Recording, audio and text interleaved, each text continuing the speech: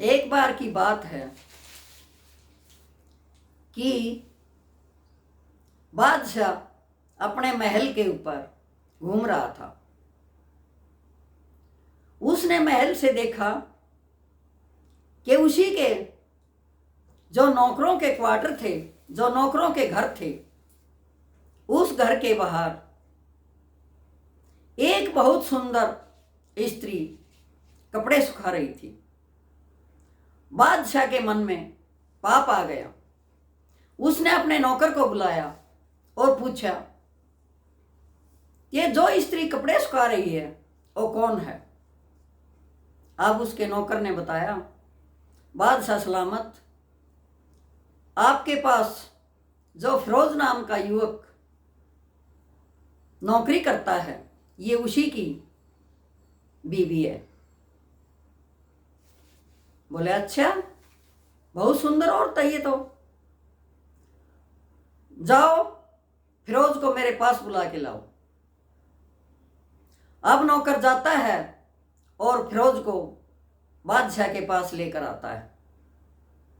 बादशाह कहता है कि ये चिट्ठी लो और कल सुबह उठते ही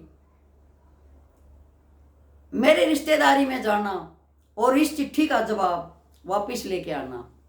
ऐसा ही समय था, घोड़े या ऊंट पर जाना पड़ता था। अब शाम को फिरोज अपने घर आया, उस चिट्ठी को अपने तकिए के नीचे रखा और खा पी के सो गया। सुबह जल्दी उठा और अपने ऊंट पर सवार हुआ और बादशाह सलामत का जो काम था वो करने चल पड़ा। अब चिट्ठी तकिए के नीचे थी, उसको लेके जाना भूल गया। अब बादशाह छत से देख रहा था कि फिरोज अपने घर से निकल चुका है। दबे पैरों बादशाह फिरोज के घर आता है, गेट खोलता है, अंदर आता है। फिरोज की बीबी को कहता है, क्या मेहमानबाजी नहीं करोगी? मुझे पहचानती हो? वह आदाब करती है और कहती है, बादशाह सलामत, हमारे गरीब खाने में कैसे आना हुआ? बोले, क्या मेरी सेवा नहीं करोगी? बीबी बहुत समझदार थी। उसने कहा, बादशाह सलामत, शेर कभी मरे हुए शिकार को, जो दूसरे का शिकार हो, मैंने नहीं सुना कि दूसरे के शिकार को खाता हो, और वो भी दूसरे के मारे हुए को। शेर तो अपना शिकार खुद करता है और खुद खाता है, मैंने तो यही सुना है। अब बादशाह सलामत समझ गया कि ये स्त्री उनमें से नहीं है जो तू सोच के आया था, और हड़बड़ाहट में अपनी चप्पल वहीं छोड़ के बादशाह चला जाता है।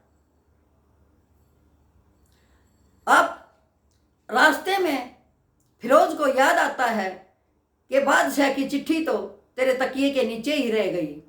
वापिस आता है चिट्ठी लेने के लिए। जो ही दरवाज़ा खोलता है, बादशाह की चप्पलें उसकी चारपाई के नीचे दिखाई देती हैं। लेकिन फिरोज भी बहुत समझदार था। वापिस अपने ऊंट को लेके, चिट्ठी लेके बादशाह सलामत का काम करने चला जाता है।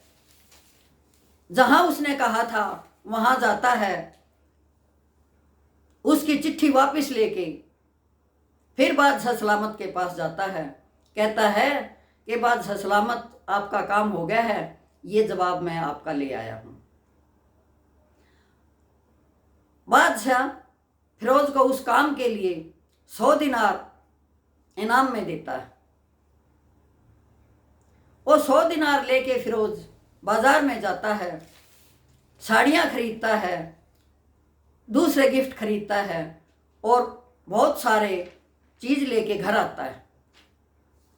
अपनी बीबी को कहता है कि चलो, काफ़ी दिन हो गए, तुझे तेरे मायके छोड़ के आता हूँ।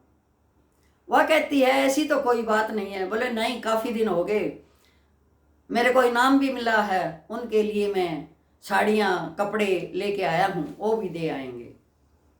अब बीबी तो खुश थी क्योंकि शौहर के साथ अपने मायके जा रही थी। अब और उसके मायके जाता है और उनको सारे लत्ते कपड़े देकर, सारे गिफ्ट देकर बीबी को वहीं छोड़ के वापिस आ जाता है। उनके घर वाले 10-15 दिन के बाद उसका इंतज़ार करते हैं कि फिरोज आएगा और हमारी लड़की को वापिस ससुराल लेके जाएगा, लेकिन ऐसा नहीं हुआ। महीना गुजरा, 2 महीना गुजरा। लड़की का भाई फिरोज के पास आता है कि मुझे बताओ ऐसी क्या बात है कि आप मेरी बहन को लेने नहीं आए। बोले कोई बात नहीं है, मैं अब लेके नहीं आऊँगा। फिरोज का साला भी बहुत समझदार था और बादशाह सलामत के पास जाता है और अपना मुकदमा दायर करता है कि बादशाह सलामत, तेरा नौकर फिरोज मेरी बहन को मायके से अपने घर नहीं लेके आता। हमने इसको मीठे पानी का एक कुआं दिया था, सेबों का बाग दिया था, इसने उन सब को खराब कर दिया और अब ये ऐसा कर रहा है। अब बादशाह सलामत ने सोचा कि बात तो तेरी ही बिगाड़ी हुई है। अब फिरोज कहता है न तो मैंने इनका कुआं खराब किया, न ही मैंने इनका बाग उजाड़ा। मेरे को जैसा मिला था, जिस हालत में, मैंने उससे भी हालत में इनको वापस किया है। अब उस लड़की का भाई कहता है कि बादशाह सलामत, जब अच्छा ही था तो ये वापस क्यों कर रहा है? हमारे कुएं को, हमारे बाग को ये वापस क्यों देना चाहता है? अब बादशाह भी सारी बातें समझ गया। बादशाह ने कहा, फिरोज, जो तेरे बाग में सेब लगे हैं वो सिर्फ और सिर्फ तेरे लिए ही हैं। जो तेरे कुएं का पानी है वो मीठा है, वो भी सिर्फ तेरे लिए। इस गलतफहमी को निकाल दे कि तेरे कुएं का पानी किसी ने खराब किया है या तेरे बाग का सेब कोई खा पाया है। ऐसा कुछ नहीं है। तेरी बीबी जैसी बीबी तो सभी के घर में होनी चाहिए। जाओ, मायके से अपनी बीबी को लेके आओ और अपना घर बसाओ। तेरी बीबी जैसी तो सभी की बीबियां होनी चाहिए। अब फिरोज भी समझ जाता है कि बादशाह सलामत क्या कह रहे हैं। अपने ससुराल जाता है और बाइज्जत अपनी बीबी को अपने घर लेके आता है। बादशाह कहता है कि वो बात नहीं जो घर से बाहर जाए, बात तो वही है कि घर से बाहर भी न जाए और संवर भी जाए। इससे हमें ये शिक्षा मिलती है कि उन्होंने अपनी बिगड़ी बात भी बना ली और बात को किसी को पता भी नहीं चला कि दरबार में कैसे फिरोज और उसका साला आए हुए हैं और क्या मुकदमा है। मुकदमा भी सुलट गया, उसका घर भी बस गया। इससे हमें एक ही सीख मिलती है कि कभी भी बात को उछालो मत, बल्कि उसको बड़ी समझदारी से सुलझाओ तथा अपने घर को बसाओ। हमें यहाँ से यही सीख मिलती है।